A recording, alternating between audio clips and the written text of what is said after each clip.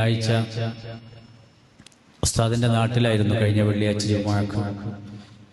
ജുമുഅ കഴിഞ്ഞ് ആളുകൾ സിയാറത്തിന് വേണ്ടി പുറത്തേക്ക് കൂട്ടിക്കൊണ്ടുപോയി.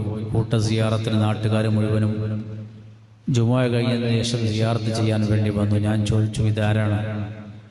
അപ്പോൾ പറഞ്ഞു, ഇത് ബിയക്കോയ ഉസ്താദിൻ്റെ ഉപ്പയാണ്.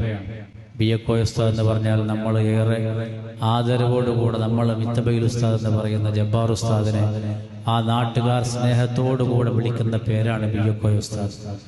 ബിയക്കോയ ഉസ്താദിൻ്റെ ഉപ്പ സിറാജ് കോയ മുസ്ലിയാർ എന്ന് പറയുന്ന മനുഷ്യനാണ്. അദ്ദേഹത്തിൻ്റെ അവിടെ സിയാറത്ത് ചെയ്തു. പുറത്തു വന്ന് നോക്കുമ്പോൾ ബിയക്കോയ ഉസ്താദിൻ്റെ പേരിൽ വലിയ ഇസ്ലാമിക് സെന്റർ, ബിയക്കോയ ഉസ്താദിൻ്റെ നേർച്ചപ്പെട്ടി.